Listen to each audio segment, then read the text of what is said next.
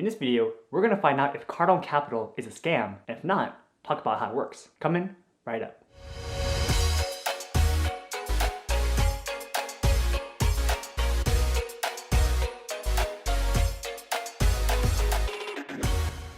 Hey guys, Sean back here with Everything REI, and on this channel we go over real estate investing tips, strategies, and current events to help you learn more about the business and to help you become a real estate investing boss. And on this video, we're going to talk about Cardone Capital. Cardone Capital is a syndication company founded by the one and only Grant Cardone. Grant Cardone invests in multifamily apartment complexes and allows investors to invest with him when they buy the properties. Grant Cardone is a major public figure. He's a great speaker, author, podcast host, Instagram and YouTube star. And sometimes his personality gives off very wrong vibes. And because of that, some people believe that his investment company, Cardone Capital, could be a scam. They don't understand how he's able to give out returns when he's just collecting other people's money. They believe it's a Ponzi scheme, and eventually the people who invest their money will lose it all. So we're going to talk about how Cardone Capital works, what real estate syndications are, how his investment company differs a little bit from other syndication companies, and conclude if Cardone Capital is a scam or not. So the way it works is if you're an investor and you want to invest with Grant Cardone, you can go on his website, create your profile, and start investing with him. Basically, you need a minimum of $5,000 for his investments. You need to be over 18 years old, and you need to be a US citizen or a permanent resident here in the States. You pick an investment that you want to invest in, and you put in your money. It's basically as simple as that. Now, the things he buys are multifamily apartment complexes. So they're not just single family houses or fourplexes. These are large commercial buildings, and each one of them has a tenant paying rent. And it's like an office building or retail store where you have businesses and owners renting out the property. These are people just like you or I who need a place to stay. And so in Grant Cardone's mind, he believes that people need food, water, and shelter, and no matter what, they're going to pay for these three things. And the apartments that he buys are income-producing properties, and the value of the property is based on the net operating income. So net operating income is how much money they're getting as profit every single year after all expenses are paid. So to calculate the NOI, you take the gross income, which is all the rents you get from your tenants, and you subtract it by all the expenses you have. You subtract your property taxes, insurance, your management fees, any kind of utilities or upkeep that you need to pay to maintain the building. But for this NOI calculation, you actually don't subtract your mortgage, also known as your debt service. So then once you have this net operating income value, your property value is determined by the cap rate. So cap rate is just a function of your net operating income divided by your purchase price. So let's say you have a property where the net operating income is $1 million in an area where properties generally sell for about a 10 cap. You take that net operating income, which is 1 million, and you divide it by 10%, giving you the property value of $10 million. So in this case, for a $10 million complex, that gives off $1 million in net operating income. And assuming you have no debt, which is not true, almost every multifamily syndication deal always has debt. But for this example, let's say there's no debt, then you're getting $1 million a year. So being able to distribute that to your investors is going to be no problem. But cash flow on a multifamily asset is just one part of the equation. That's the part that lets you hold on to the property and pay all of your expenses while you make the building appreciate. Now, the beauty of multifamily commercial projects is that you can force the appreciation by increasing the NOI. So the way you do that is you make the rooms nice and pretty, you increase the rents on the tenants, and you make it more efficient by reducing costs. So if you're able to change that NOI number from $1 million to $1.5 million, if you still keep it at a 10 cap, then suddenly your building is worth $15 million, which is amazing. You can then sell the building and distribute the profits, or you can refinance it with the bank and effectively have a cash flowing building with none of your own money inside, therefore giving you infinite returns. So how does this all work? Well, running a syndication like Cardone Capital is a business, and so therefore they're going to want to take a profit from it. They don't do all this for free. And the way it works is they raise money from passive investors who have no stake in the deal, but they trust the general partners, which is Cardone Capital in this case, to run all the operations and make sure that everything goes as according to plan. These silent investors get 8% of their money every single year as a preferred return, which means that before the general partners get paid, these passive investors get 8% of their money every single year. So if they invested the minimum of $5,000, they're going to expect a $400 check every single year, which will probably be distributed as four $100 checks every single quarter. And then afterwards, Cardone Capital has a 65-35 split. 65% of that goes to the passive investor, and 35% of that goes to Cardone Capital. So let's assume that this property generated enough cash flow and net operating income to give out $500 for every $5,000 invested. In this case, $400 would immediately go to the passive investor who invested $5,000, and then the other $100 would be split 65-35. So the investor would get $465, and Cardone Capital would get $35. To be honest, these splits aren't very good for Cardone Capital and are actually favored towards the passive investor side.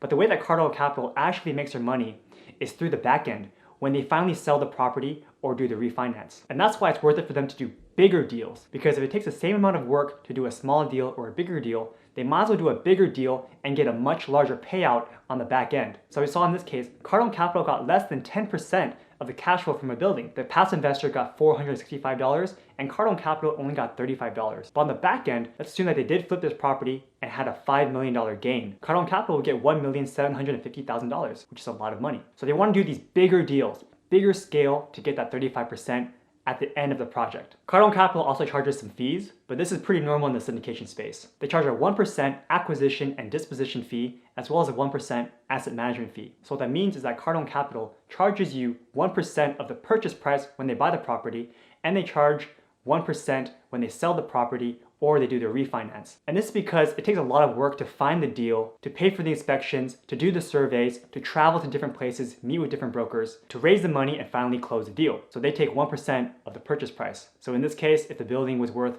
$10 million, they would get $100,000 for doing all of this work. And likewise, when they sell the property at $15 million, then they would get $150,000. I believe this expense comes before they do their 65-35 split because it's part of the expenses. And the same goes for the asset management fees. The asset management fee is 1% of your total investment. So if you invested $5,000 in Cardone Capital, then Cardone Capital would charge you $50 every single year. And this asset under management fee is because they're working on this project every single year for you and making sure that everything is going according to plan. But Cardone Capital differs from other syndications out there because they file under Regulation A versus Regulation D, Rule 506B and 506C. So what's all that? Well, the SEC created rules that prohibits people from just accepting money from private individuals without being registered as a business with the SEC. And the reason is because they didn't want people to take advantage of orphans and widows back in the early 1900s. So usually you have to register with the SEC, and that's why you hear about that a lot when companies are filing for IPO. Now suddenly all of their records are open to the public and everyone can look through it. But of course that whole process is time consuming, expensive, and now you allow anyone to go look into your records, which can be annoying. And that's why most syndicators file under Regulation D, Rule 506B, and 506C. And this allows you to raise money from private individuals without having to register with the SEC,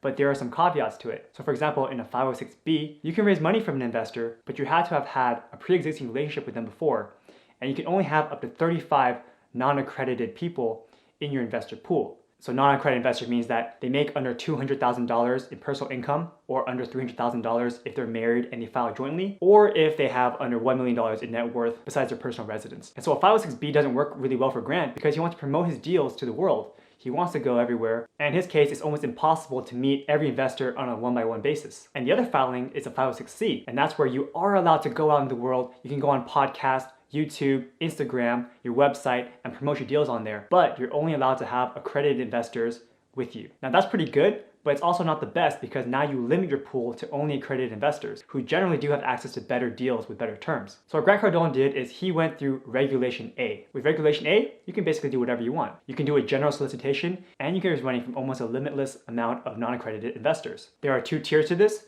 Tier 1 lets you raise up to $20 million, and Tier 2 lets you raise up to $50 million, but the non-accredited investors are limited in the amount they're allowed to invest. Now the downside of Regulation A, and the reason why most syndicators don't go for it, is because Regulation A costs a lot of money. Typical Regulation D, 506B, and 506C filings typically cost between $10,000 and $19,000, whereas a Regulation A can go upwards of $100,000. So it doesn't really make sense to do it unless your deal is big enough. And that's why, again, Grant Cardone loves doing big deals. So what Grant's strategy is to open up his investments to his fan base, and most of whom are probably young hustlers like myself, who may or may not be at that accredited stage yet, and then just fund his deals through a bunch of smaller players. And so people wonder, what if he's scamming us? Well, it's really bad for Grant if he's a scammer, because if you scam, then obviously you're gonna be banned from the SEC for life, and then he could never raise money for another deal, ever. And that really doesn't work for him in this position. It's obviously much better to just follow the rules, be compliant, and make sure you're doing everything the right way. So people also wonder, is this a Ponzi scheme? Well, Ponzi scheme is generally where you get investments from investors and you promise them a high return. But the way you give them that return is by getting more investors to then pay off your older investors. And therefore, you just keep getting more and more and more money. And eventually, you don't have enough money to pay off your investors, and all the investors on the very bottom row are screwed. They lost their entire investment. Now this kind of scheme is inherently unstable. Like there is no underlying asset that's actually producing the returns to pay off your investors. So yeah, eventually you're gonna go bust. But in Grant Cardone's case, he's using the cash flow from his apartment complexes to pay the 8% preferred return to his investors. And then the 65-35 split is through the back end when they sell or they refinance. So the general underlying asset produces more cash flow than what he's promising and gives out a higher return than what he's promising as well to account for the 35 split that Cardone Capital gets. So no, it's definitely not a Ponzi scheme and it's not a scam. So the pros of investing in Cardone Capital is there is a lower barrier to entry. Generally, to invest in a syndication, you need about $50,000, and sometimes most syndicators want you to be accredited. Here, you can be just any Joe Schmo and have just $5,000 into a deal. And like all syndications, you're able to invest with a professional. Think about what kind of deal can you really do on your own if you just have $5,000. It's probably going to be a pretty junky deal. So it's better to invest in a safer investment than try to do something on your own with less capital. And some of the cons of investing with Cardone Capital is this is a super illiquid investment.